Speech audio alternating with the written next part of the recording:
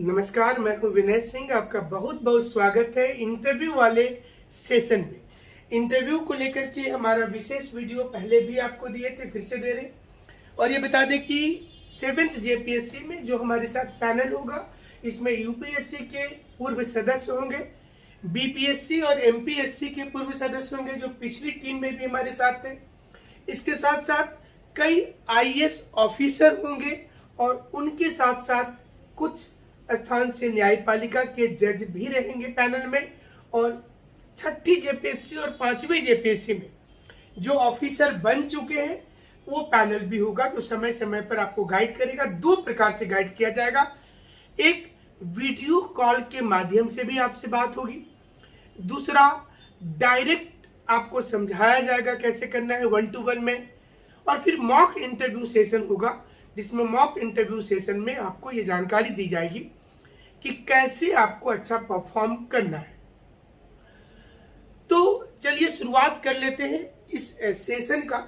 और इसमें आज बात करेंगे कि पिछली जो 6 जेपीएससी का इंटरव्यू हुआ उसमें क्वेश्चन कहां से पूछा गया। पूर्व में जो 6 जेपीएससी हुआ था उसमें क्वेश्चन कहां से पूछा गया और कैसे आपको प्रेजेंटेशन करना है, इस पर विचार करते हैं। सबसे पहले आप एक अपना, जिसको आज के भाषा में रिज्यूमे बोलते हैं, बायोडाटा बोलते हैं, जो आप वहां पर जमा करेंगे। और एक जो जेपीएससी आपको देगी या बीपीएससी का इंटरव्यू देंगे तो उसके जो परफॉर्मा है उसमें आपको जमा करना है। तो उसमें क्वेश्चन कहां से आएंगे ये समझना है। अभी तक जो देखा गया है उसमें अधिकांश क्वेश्चन जो हमने जानकारी इकट्ठा किया है उसमें जो अधिकांश क्वेश्चन है वो सब्जेक्ट अगर है तो वो आपके ऑनर्स या जो ग्रेजुएशन में आपका पेपर था इस पर आधारित पूछा गया है। सबसे ज्यादा क्वेश्चन यहां से पूछा जा रहा है जो आपने ऑनर्स कर रखा है, जिस विषय से, मान लीजिए आपने साइंस पढ़ा है, फिजिक्स केमिस्ट्री मैथ में से कुछ होगा, या आपने आर्ट्स पढ़ा होगा, या फिर आपने पढ़ाई किया होगा सोशल साइंस का, हिस्ट्री, ज्योग्राफी, इकोनॉमिक्स, कुछ भी पढ़े, कॉमर्स पढ़े। तो पहला प्रश्न तो ये बनता है कि उस विषय के एक एक्सपर्ट बैठेंगे, मतलब जिस विषय से आपने ऑनर्स कर रखा उसका एक एक्सपर्ट होगा। तो आप जरूर से अपने ग्रेजुएशन वाले विषय को एक बार गो थ्रू हो जाइएगा। आमतौर पर क्या होता है कि आप अपना फोकस पूरा कर देते हैं अपने हॉबी पर, अपना पर्सनल इंफॉर्मेशन पर, इस पर आपका फोकस होता है। लेकिन यह भी समझना है कि इंटरव्यू बोर्ड जो होते हैं वो ये देखते हैं कि ग्रेजुएशन में जो आपने 3 विषय की पढ़ाई की होगी उसमें आपका कितना आज के डेट में नॉलेज है। तो पिछले साल जैसे हुआ कि कुछ लोग बहुत अच्छा प्रिपरेशन करके गए थे, तो वो वहां पर जाने के बाद अब मैथ ऑनर्स वाले को मैथ से ही 7 क्वेश्चन पूछ दिया गया। और जब आपको किसी एक सब्जेक्ट से जो आपके ऑनर्स पेपर है उससे अगर 4-5 प्रश्न पूछे जाते हैं और आप लगातार उत्तर नहीं दे पाते हैं तो थोड़ी सी मन के अंदर एक दिक्कत शुरू हो जाती है, साइकोलॉजिकल इफेक्ट पड़ता है और आने वाले समय में दूसरे क्वेश्चन में भी आप लड़खड़ा जाते हैं। जैसे क्रिकेट में होता है कि 5-6 गेंद कोई बल्लेबाज 2020 में नहीं खेल पाया तो जो उसके बाद वाले ओवर में गेंद होते हैं उसमें वो हड़बड़ा करके आउट होता है। तो ये ध्यान देना है कि आपको अपना सब्जेक्ट मैटर को अच्छा से तैयार करके जाना। दूसरा कि आप अपने सब्जेक्ट से कैसे आप प्रशासनिक व्यवस्था में मदद देंगे, मतलब how can you change the scenario with your subject in administration. अगर आपने कॉमर्स पढ़ रखा है, आप अगर साइंस पढ़ रखे हैं, आर्ट्स पढ़ रखे हैं, so what is the use of दो subject in the administration.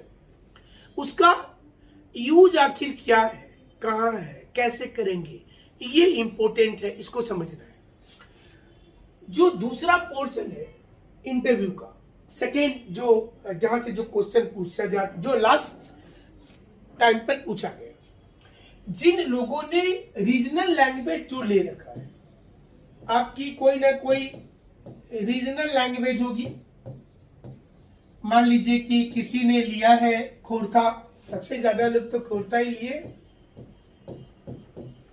Jharkhand में, किसी ने नागपुरी लिया है। अभी देखिए एक चीज बता, वहां पर बोला जाता है, हमने कई लोगों का देखा, आप जब जाएंगे ना एंट्री करेंगे, गुड मॉर्निंग, अगर महिला मेंबर है तो पहले गुड मॉर्निंग मैम आपको बोलना होगा, विश करना होगा, और फिर जो जेंट्स मेंबर होते हैं उनको एक साथ गुड मॉर्निंग या गुड आफ्टरनून, जितने बजे भी आपका इंटरव्यू है वो करना है। यहाँ पर एक चीज ध्यान देना है, कभी कभी क्या होता है ना, आप जब तक बैठने नहीं बोला जाए नहीं बैठना है, फिर आप जब बैठ गए फिर थैंक यू बोलना है, और उसके बाद आपको बोला जाता है कि आप अपने बारे खोरथा में इंट्रोडक्शन दीजिए, जो आपने रीजनल लैंग्वेज लिया था याद रखिएगा, या फिर डिस्ट्रिक्ट से आप आ रहे हैं।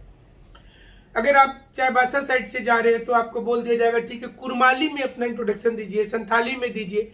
आपने अगर वो ले रखा है रीजनल लैंग्वेज से, जबरदस्ती नहीं पूछा जाता है, अगर आपकी लैंग्वेज नागपुरी है तो ये एक बार जरूर से याद कीजिएगा। और आप जब बोलते हैं so your speaking must be natural, मतलब ये कहीं से भी नजर नहीं आना चाहिए कि आप एकदम रटंत विद्या में आए।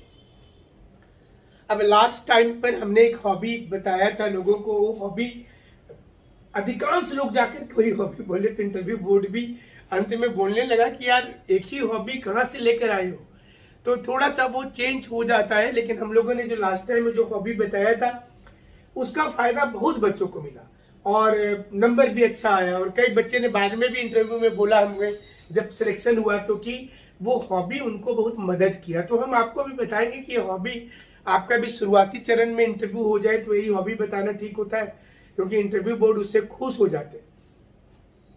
अब देखिए कि एक चीज और आपको बता दें कि आपके इस सेशन में इनकम टैक्स के चीफ कमिश्नर भी जुड़ेंगे, एसएसपी और डिप्टी कमिश्नर भी जुड़ेंगे। तो सभी ऐसे लोगों को हम लाएंगे जो सेक्रेटरी लेवल के लोग होंगे, जो लोग इंटरव्यू पैनल पर रहे हैं पहले या इंटरव्यू फेस करके आगे बढ़े हैं, तो वो तमाम लोगों के साथ बात हमारी हो रही है। और सिर्फ टेक्निकल थोड़ा सा देखा जा रहा है कि वो पद पर रहते हुए आपको डायरेक्ट काउंसलिंग में अगर नहीं जाते हैं तो हमारे साथ वो आपको रिकॉर्डिंग के माध्यम से भेजा जाएगा। तो दोनों चीज के ऑप्शंस हम लोग लेकर के चल रहे हैं। तो चलिए हम आपको बता रहे थे कि आपका अपने रीजनल लैंग्वेज में एक इंट्रोडक्शन जरूर से तैयार कर लीजिएगा, और वो नेचुरल होना चाहिए। मतलब ऐसा नहीं होगा कि आप को जैसे बोला और पहले से पता था कि यही पूछने वाला है तो आप रटंत विद्या वाला बोल दिए, एकदम नेचुरल होकर के बोलना, पॉजिटिव वे में रहना है। तीसरी चीज जो ध्यान दी जाती है इंटरव्यू में जो देनी है आपको, कि आप गवर्नमेंट के किसी भी स्कीम का जब तक नहीं बोला जाए आप क्रिटिसिज्म मत कीजिए। जो भी झारखंड सरकार की पॉलिसी है, जो भी पॉलिसी इंडियन गवर्नमेंट की है, गवर्नमेंट पॉलिसी का हमेशा आपको सपोर्ट करना है, मतलब उसके निचोड़ निकालने हैं कि इसका बेनिफिट क्या है। चाहे वो जनधन योजना से पूछा जाए या साड़ी धोती योजना से पूछा जाए क्वेश्चन, बजट से पूछा जाए, इंफ्रास्ट्रक्चर से, हरियाली योजना से, बहुत सारी योजनाएं चल रही है। आपको हमेशा ये बताना है कि इससे लाभ क्या होगा and why it is important. Negativity में नहीं सोचना है, किसी भी चीज का निगेटिविटी मत करिएगा। अगर आप नकारात्मक सोचेंगे तो इंटरव्यू बोर्ड में निगेटिव इंप्रेशन चला जाएगा। आपको कितना भी इंटरव्यू बोर्ड के लोग पुश करने की कोशिश करें, प्रोवोक करने की कोशिश करें, आपको सहजता के साथ, प्लीजेंट होते हुए, प्यार से उत्तर देना है। उनकी बातों को सीधा नहीं काटना है, आप एकदम प्यार से बोलेंगे। डिप्लोमेसी जिसको बोला जाता है ना, डिप्लोमेसी, वो डिप्लोमेसी पर बात करनी है। जो अगला अहम बिंदु है जिस पर आपको ध्यान देना है वह पोर्शन है आपका हॉबी। अब देखिए इंटरव्यू बोर्ड तो जो मेंबर है वो पूछने के लिए बैठे हैं, वो आपसे पूछने के लिए बैठे हैं, तो उनके पास बहुत सारा नॉलेज होगा तभी तो बैठे हैं। आपका एक एक इंफॉर्मेशन उन्होंने देख लिया है। आपके नाम का अर्थ क्या है, आपका डेट ऑफ बर्थ में कोई विशेष घटना घटी है कि नहीं, आपका डेट ऑफ ईयर था बर्थ का, उसमें कुछ विशेष घटनाएं हुई हैं राजनीतिक हलकों में तो वो भी जानना है। आप जिस जिस शहर में रहे लास्ट 10 इयर्स में जिसका इंफॉर्मेशन मांगा जाता है, या आप नौकरी में थे तो उस नौकरी से आपने क्या सीखा, आप उसको छोड़ करके क्यों आना चाह रहे हैं प्रशासन में। आप अगर केरल में थे, आप बंगाल में थे, बिहार में थे, झारखंड के किसी पर्टिकुलर लोकेशन पर वर्क किए हैं तो वहां से आपने क्या सीखा है, या दो राज्यों के बीच कंपैरिजन पूछा जाता है कि आपने इस सर्विस में काम किया, या फिर जैसे लास्ट टाइम में केरल का एक बच्चा नौकरी में था, वो आया था तो उससे पूछा गया था कि केरल का जो एजुकेशन मॉडल है और झारखंड के एजुकेशन मॉडल में क्यों अंतर है, टूरिज्म क्यों नहीं डेवलप हो पा रहा है झारखंड में, अगर दूसरे प्रदेश से आप आ रहे हैं तो क्वेश्चन ऑब्वियस हो जाता है, नेक्सलाइट का समस्या ऑब्वियस क्वेश्चन हो जाता है, जिसके आंसर आने वाले सेशन में हम आपको देंगे। इसके साथ साथ पूछा जाता है कि आपने अभी तक दूसरे एग्जाम को क्यों नहीं टारगेट किया, मतलब जेपीएससी क्यों, जबकि जेपीएससी में इतने कंट्रोवर्सीज भी रहते हैं, कभी कभी पूछ दिया जाता है आप जेपीएससी को बेटर कैसे कर पाएंगे, तो आपको उसमें कैसे बोलना है वो सारी चीजें हम लोग मॉक टेस्ट में आपको बताएंगे। वहां पर यहाँ आपको बता दें कि हॉबी में क्या बोलना ठीक होगा। एक तो आपकी अपनी नेचुरल हॉबी, ये इसमें कोई बहुत बड़ा समझौता करने का बात नहीं है। अगर आपकी अपनी हॉबी है, कोई किसी आदमी को म्यूजिक पसंद है, किसी आदमी को गाना सुनना पसंद है, किसी को गाना गाना पसंद है, कोई फुटबॉलर है, कोई क्रिकेट खेलना पसंद करता है, कोई शतरंज, कोई उपन्यास पढ़ना पसंद करता है। देखिए अलग अलग हॉबी होती है सभी लोगों का। आप देखे होंगे कि हॉबी मतलब आपके अंदर की आवाज है। कभी कभी क्या होता है ना कि हॉबी में स्टूडेंट थोड़े भावनात्मक हो जाते हैं, मतलब उनको उतनी जानकारी नहीं है और वो हॉबी बता देते हैं कि मेरा यही है। अगर हमने ऐसे सोच करके रखा है कि चलो हमारा नेट सर्फिंग करना, तो नेट सर्फिंग करना मेरा हॉबी हमने बोल दिया, बट हमको वहां पर जो क्वेश्चन पूछा जाएगा उसको हम कैसे काउंटर कर पाएंगे, हम कैसे उसका आंसर कर पाएंगे, ये बहुत इंपॉर्टेंट है वहां पर। तो हॉबी में हम क्या बताएं, कैसे बताएं, ये तो इंपॉर्टेंट चीज हो जाती है। तो एक तो जैसे देखिए कभी कभी क्या होता है कि आपकी हॉबी, एक स्टूडेंट की हॉबी गाना गाना था और मैंने माउथ ऑर्गन बजाना था। उनको इंटरव्यू बोर्ड ने बोला कि क्या आप कोई गाना सुना सकते हैं, तो उन्होंने माउथ ऑर्गन पर एक अच्छा सा गाना सुना दिया सामने में। कोई गिटारिस्ट होता है, मतलब आप वहां पर, मतलब अगर आप इतने क्विक है, आप बाहर में किसी को रखे हैं तो आपसे बोल दिया कि आप गिटार बजाते हैं, उससे क्या फायदा है हमें, हमको लाभ क्या होगा उससे बताइए, या फिर आपके डिपार्टमेंट को क्या लाभ होगा। आप बहुत अच्छे गिटारिस्ट हैं, आप हारमोनियम अच्छा प्ले करते हैं, आप तबला अच्छा बजाते हैं, तो उसका आंसर तो होना चाहिए ना आपके पास में।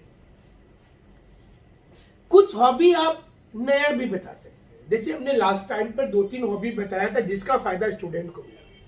एक हमने बताया था हॉबी की, आपकी हॉबी है जो रिटायर्ड पर्सन है, जो बुजुर्ग लोग हैं उनके साथ में मित्रता करना, ये आपकी हॉबी है। अभी आप बोलिएगा सर ऐसा हॉबी बोलने से क्या फायदा है। एक तो कि आपकी जो हॉबी होगी उससे भी पॉजिटिव एनर्जी आनी चाहिए हॉबी से, क्योंकि हॉबी आपकी जिंदगी में मतलब जब से आपका सेंस आया तब से लेकर बुढ़ापा तक रह जाता है, वो आपके अंदर छुपा हुआ रहता है, वो कोई नहीं छीन सकता। आप कभी वीडियो बन जाएंगे, डीएसपी बन जाएंगे, डीसीएसपी बन जाएंगे, लेकिन वो नोबडी कैन स्नैच यू, वो हॉबी नहीं छीन पाएगा। अगर आपके अंदर है कि आप अच्छा पत्रकारिता किसी का हमारा हॉबी है, तो ये कोई नहीं चेंज कर पाएगा ना। हम ऑफिसर भी जब थे उस समय भी किसी ने नहीं छीना और आज भी नहीं छीना, बिजनेस करने के बाद भी। तो ये आपको देखना है कि आपके अंदर वो होना चाहिए। तो बुजुर्ग लोगों से दोस्ती करना, रिटायर्ड पर्सन के साथ में समय व्यतीत करना, क्या लाभ है इससे। आप बोलेंगे सर इससे काफी लाभ है। एक तो कि हमारे समाज में जो संस्कृति है, जो संस्कृति है कि हम लोग एक साथ रहते थे, अभी धीरे धीरे वो न्यूक्लियर फैमिली हो जा रहा है, एक एक अगर अलग अलग हो जा रहे हैं। तो जो बुढ़ापा लोगों का होता है वो सबसे ज्यादा, मतलब बीमारी को लोग बर्दाश्त कर रहा है, बट बुढ़ापा बर्दाश्त करना मुश्किल होता है। उनके साथ बात करने वाला टाइम नहीं है।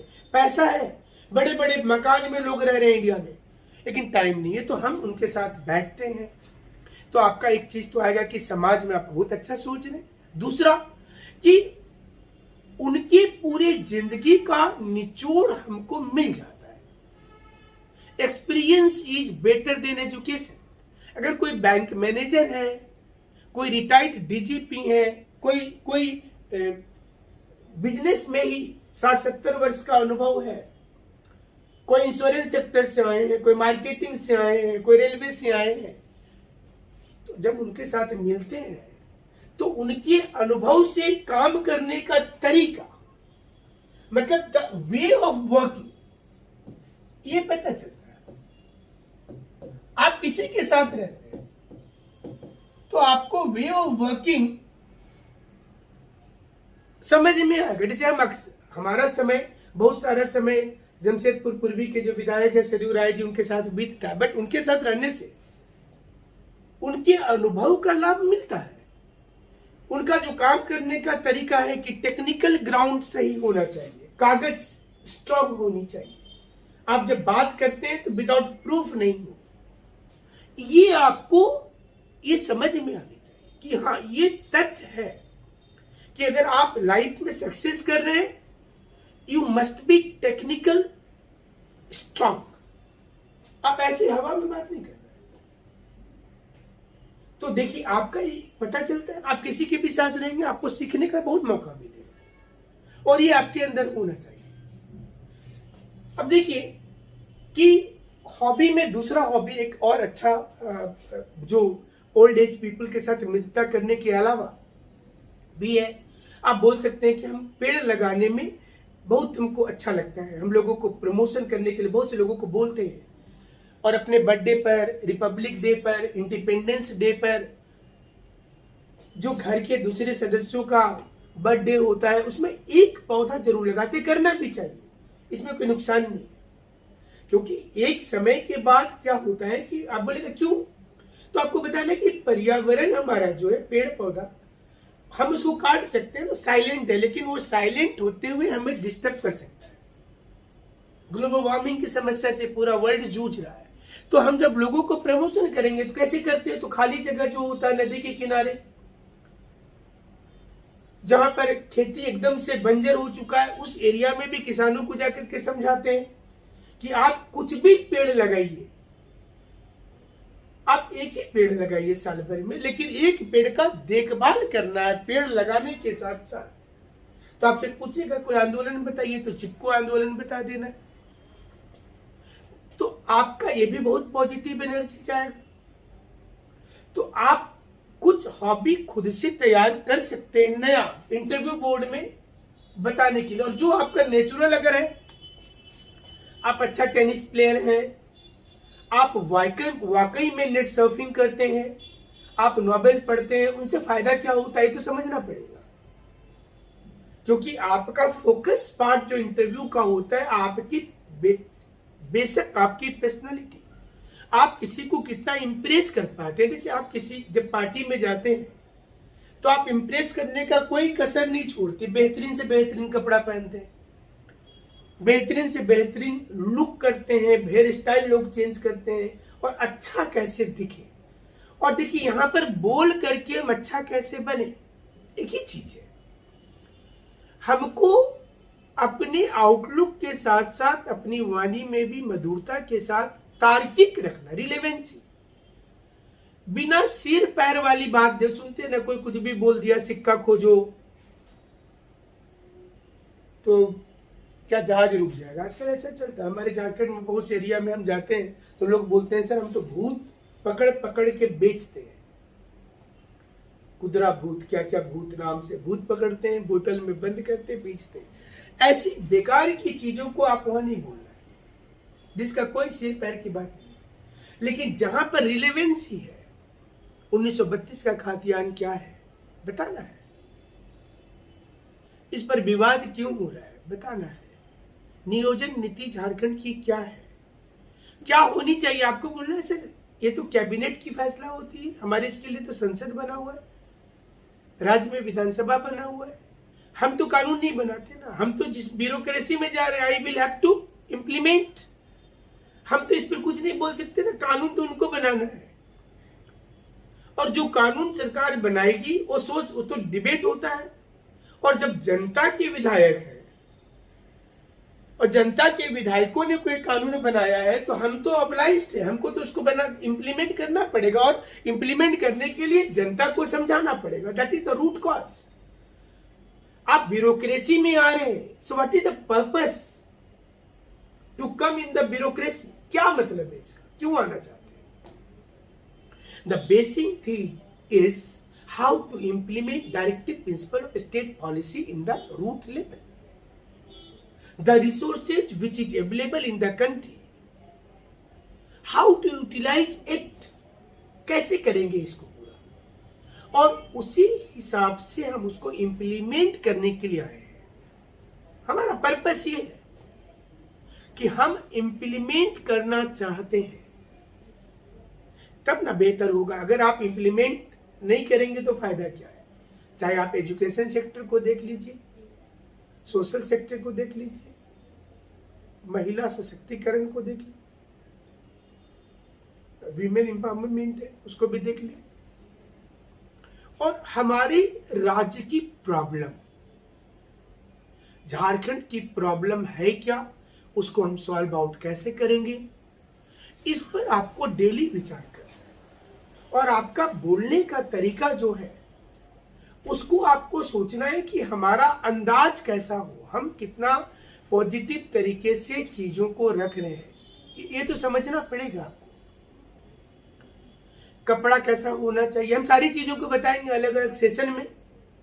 जैसा हमने आपको कमिटमेंट कर रखा है कि बहुत से सीनियर ऑफिसर्स आपको गाइड करेंगे हमारे अलावा, और उम्मीद करते हैं कि आपका बहुत अच्छा स्कोर आएगा। लास्ट टाइम में भी टॉपर का जो स्कोर आपने देखा होगा यूट्यूब पर दिया हुआ, ज्यादा बोलने की जरूरत नहीं है। प्रत्यक्षम किम प्रमाणम संस्कृत में बोला जाता है, प्रत्यक्ष को प्रमाण की कोई आवश्यकता नहीं होती।